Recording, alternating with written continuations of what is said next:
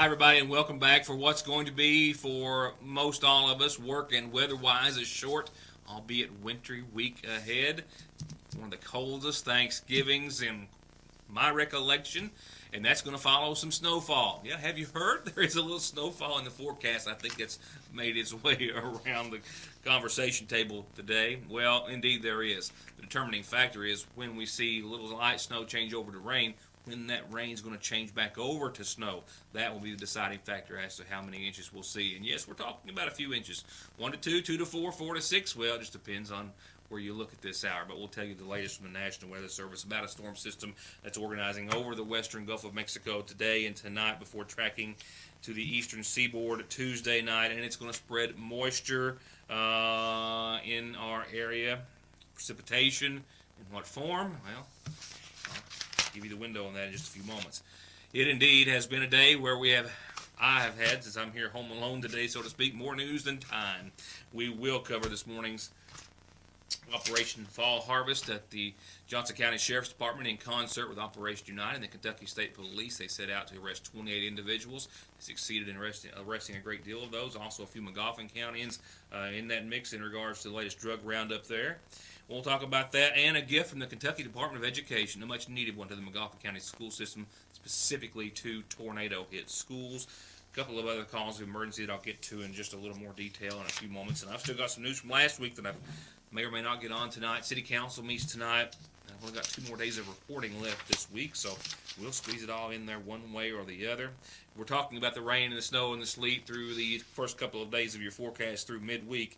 Your Thanksgiving Day forecast still 34 for the high, 12 for the low, just in case you're wondering. But I'll have more in your weather forecast in just a few moments. Over the weekend, yet another robbery in Floyd County.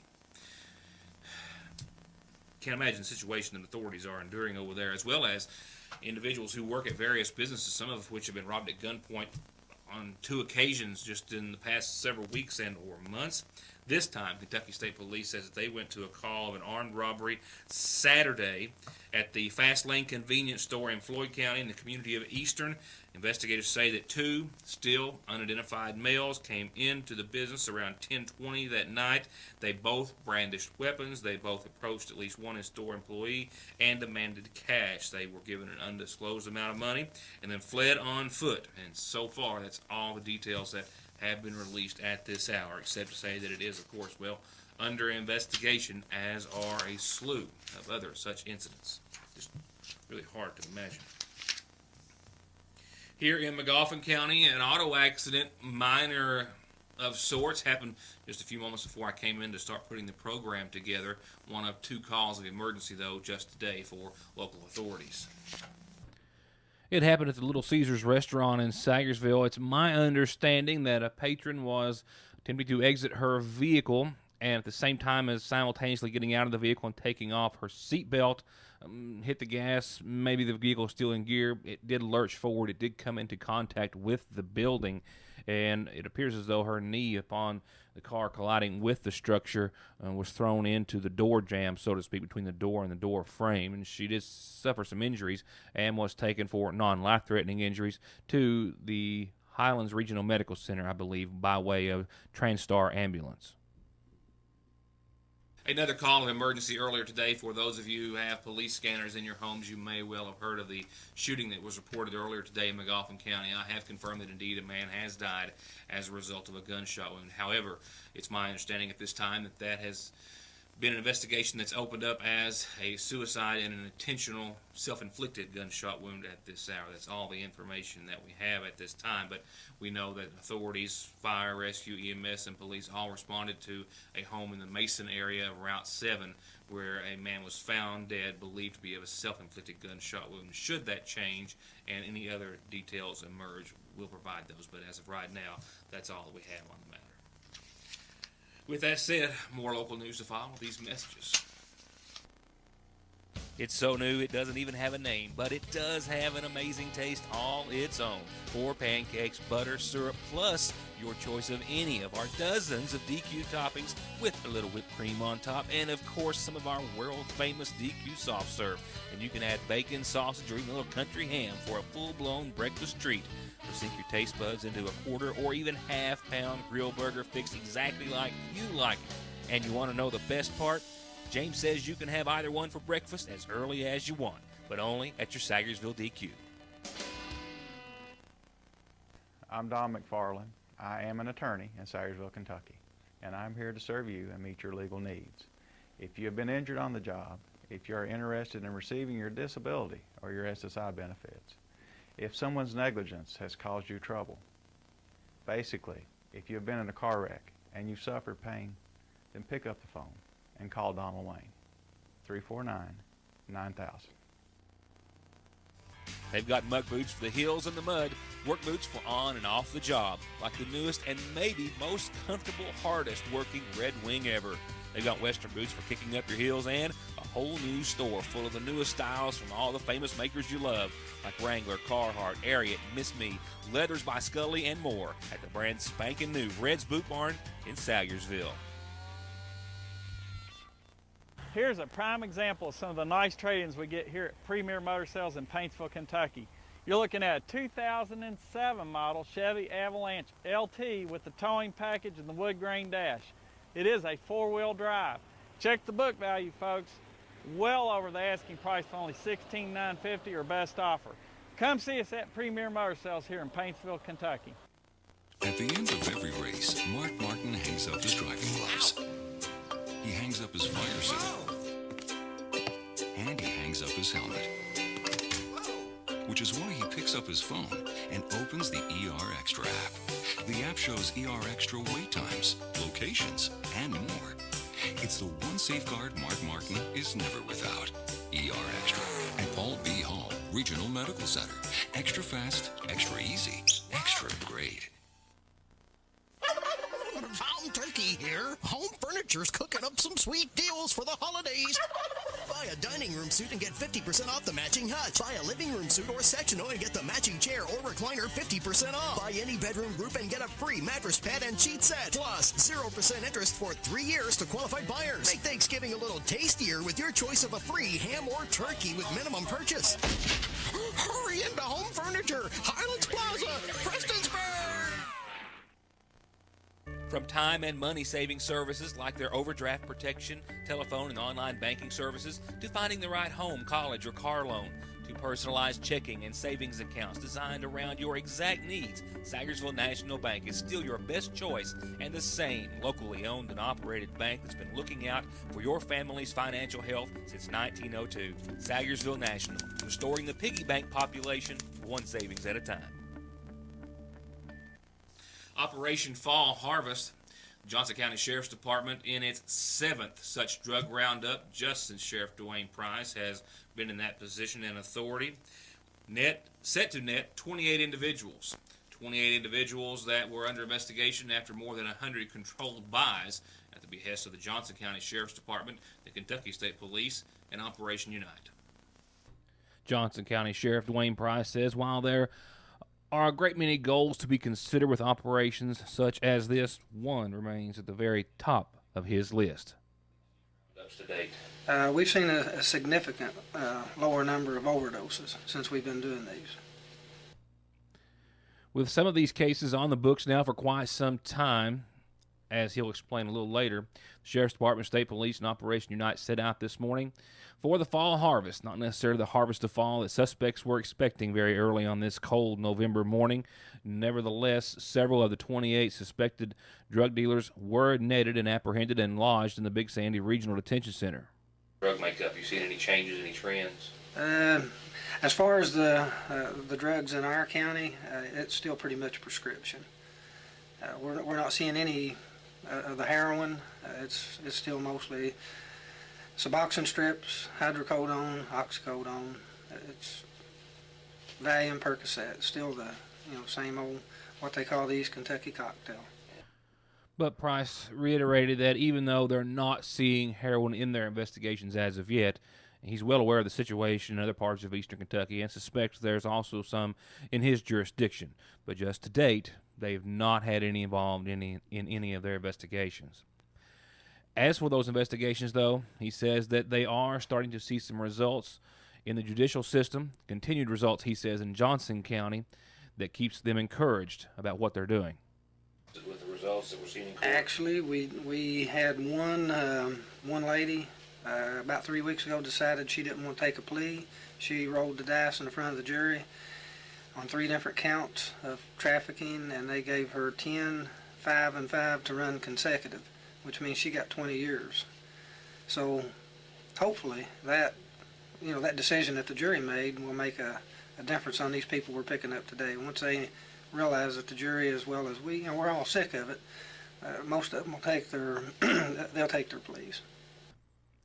Rounded up as of airtime today, 32-year-old Kristen A. Shoptaw of Tomahawk, all individuals on drug-related charges, many for methamphetamine, including for possession of meth. 39-year-old Paul Daniels of Hager Hill, 35-year-old David Blevins of Staffordsville was indicted and arrested on charges of manufacturing meth, being in possession of methamphetamine, violating an EPO or violation of an EPO, and fleeing and evading police when he tried to flee on foot today.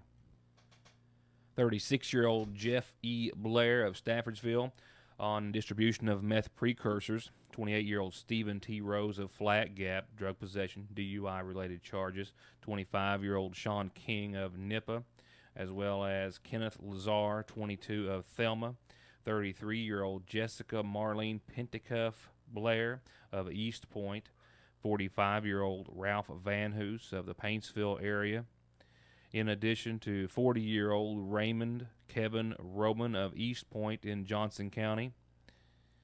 A 25-year-old woman from Staffordsville identified by authorities as Morgan Trimble, and a 61-year-old Paintsville resident identified as Nancy Van Hoos. While all these were taken into custody as of airtime, a similar number in comparison was still being sought after by authorities.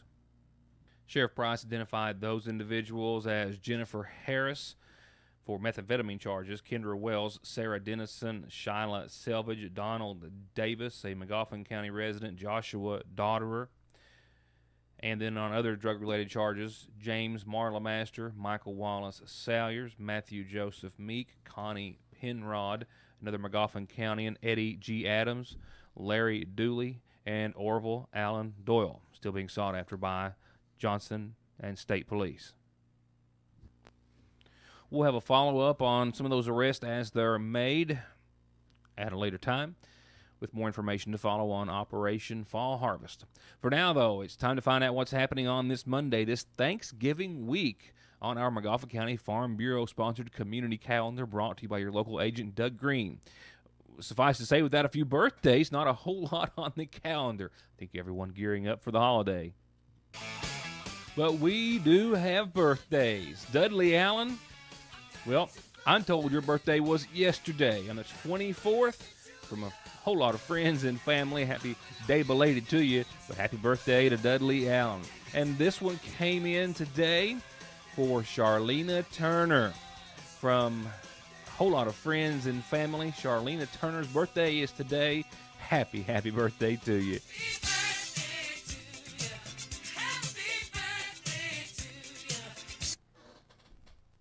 And I've got a birthday for a little later on. Better not let that one out of the bag yet. So with that, I've got a few moments for a reminder. If you've got calendar announcements like birthdays, anniversaries, and the like, or special announcements for your local or nonprofit organization, here's how you get them on the show. Post Office Box 1443 in Sagersville. You can phone them in, fax them in, email them. I'm on Facebook at Ritter Mortimer, and I'm also here in the office at 507 East Maple Street, just above the red light in downtown Sagersville, by a few doors. Hard to miss the big sign out in the front yard.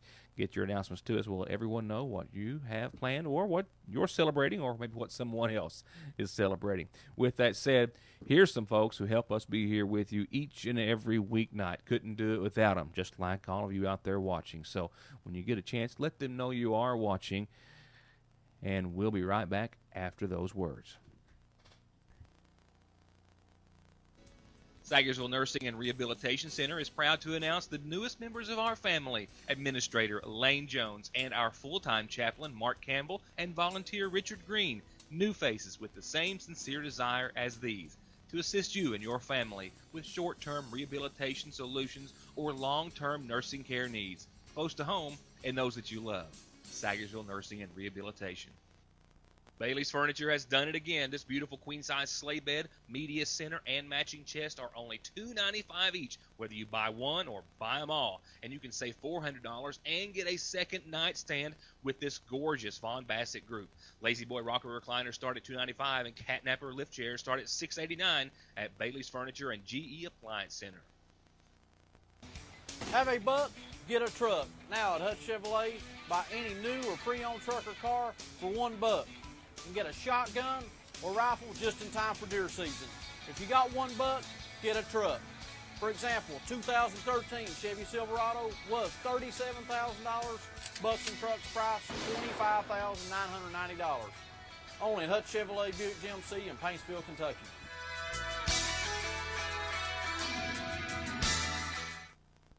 Howdy, Hatfield. I reckon I'll take my pig back. Ain't your pig. Yeah, it is. No, it ain't. Yeah, it is, and I can prove it. Ma, I just sent a picture of our missing pig. Tell everybody it's time to start feuding. Oh, for heaven's sake. I guess ain't gonna be no feud. Real nice picture, though. We'll put it on Instagram. Appalachian Wireless is 4G. Great pictures, video, text, and talk. Bigger savings, better service. That's today's Appalachian Wireless. 2014 Terexes are in with a newly redesigned 800cc power plant and a new 2-seat configuration. And the XP1000 is on the ground. 107 horsepower and a world-class suspension, plus Polaris financing as low as 2.99%, 5.99 for up to 72 months. But it's only good till the end of the year at Conley's Kawasaki and Polaris of Paintsville. Tom Turkey here. Home Furniture's cooking up some sweet deals for the holidays. Buy a dining room suit and get 50% off the matching hutch. Buy a living room suit or sectional and get the matching chair or recliner 50% off. Buy any bedroom group and get a free mattress pad and sheet set. Plus, 0% interest for 3 years to qualified buyers. Make Thanksgiving a little tastier with your choice of a free ham or turkey with minimum purchase. Hurry into Home Furniture, Highlands Plaza, Prestonsburg. All the gorgeous and festive ornaments, home decor and design, the Christmas collections of dish and tableware, bedding, art, and more, not to mention the trees. Oh, the trees, each more stunning than the last. All at the same place Santa shops for those neat and unique gifts for him or her, the little ones, or even our four-legged friends. It's Fraser's Prater Drugs seasonal shop, where the region's most breathtaking display of holiday magic awaits. And it's where this Friday and Saturday after Thanksgiving, everything Christmas will be 30% off, and everything else in the entire store will be marked off 20% or more. Whether you need to shop or decorate a little or a lot, you need to stop by the seasonal shop in downtown Sagersville. The Sagersville City Council meets in session this evening. We'll have a camera there, a report forthcoming. Not on tonight's program, obviously. And I had full intentions in wrapping up some coverage of the Montgomery County School Board meeting that took place last week, which I covered in several segments, and it even ties into a report from earlier today. Time constraints may or may not allow me to do so this evening, so we'll wait and see how it goes. But I can tell you about a gift today that was made to the Montgomery County School System, a sizable one at that, a donation, if you will, from the Kentucky Department of Education. You know, since the tornado of March the 2nd, Montgomery County School System has incurred about $25 to $27 million in damages. Now, what I'm referring to specifically is the $17 million of the Harold Whitaker Middle School, $2.5 million worth of damages to the Montgomery County High School, $1.5 million to the vocational school adjacent to the Montgomery County High School. That checkbook, so to speak, or bill is still open as there's still repairs to be made. The Sagersville Grade School, which is still being finished, it's open, and it, of course, is being used by students and staff. Still a few problems there to finish. Right now, about $5 million in counting. The contents of the Harold Whitaker Middle School have still not been figured up and are still being hashed out by insurance companies, so that $25 to $27 million still has a great potential to grow. Now, as far as getting any other money from the state legislature, well, that bank's been closed. until the budget opens later on this spring. School systems, including McGoffin counties, will not know if they're going to be able to receive any funds through their state legislature. Superintendent of Schools Stanley Holbrook says it's been many trips thus far to Frankfort and many more already scheduled to try to see that they do get some additional funding. For now, though, the Kentucky Department of Education was back, and I say back, in Sagersville and McGoffin County earlier today, because after a few previous trips post-tornado, they've now brought well more than 100 computers to the McGoffin County School District. Specifically, the operations manager for the Customer Service Center of the Kentucky Department of Education, Beth Gravitt, seen here. And I know it's not even quite Thanksgiving yet, but we'll say some of Santa's elves and helpers, actually other members throughout the Kentucky Department of Education office, as with Miss Gravitt, brought more than 50 slightly used, still very functional laptop computers to the Sagersville Grade School today and to the Harold Whitaker Middle School. We've brought down 51 laptops that would otherwise have been surplused or auctioned off at state surplus that we think still have quite a bit of life left in them to hopefully help out the schools and get the kids back on track. You've been here on a couple of different occasions, I understand, so you know a little bit about our process that we've gone through, don't you? We have. We know that you certainly went through a catastrophic event here, and so we've made a couple trips down before today to hopefully help out with some equipment and get the technology going again. Is this a pretty sizable donation, I would assume? I mean, it is a sizable donation. It is a sizable. I'm not sure exactly the number that we've brought down the other two times, but I would say with this trip, we're probably looking at about 100 devices that have been brought down here. And those 51 devices, all laptops, all cataloged and ready to go, will be going directly into the hands of students in classrooms at Sagersville Grade School and Harold Whitaker Middle School, and will meet an immediate need. Yeah, we're still working on overcoming. Mr. Sayers and I just attended a meeting just last week with the legislatures, encourage them to increase the technology money for next fiscal year, which will be a 2-year budget for the legislatures. And we're hoping to get that done because it's been several years now since we've had updated technology, and probably the biggest expense outside salaries for the school district is because everybody knows technology is quite expensive. And it's an ever-evolving situation of trying to improve on what you already have.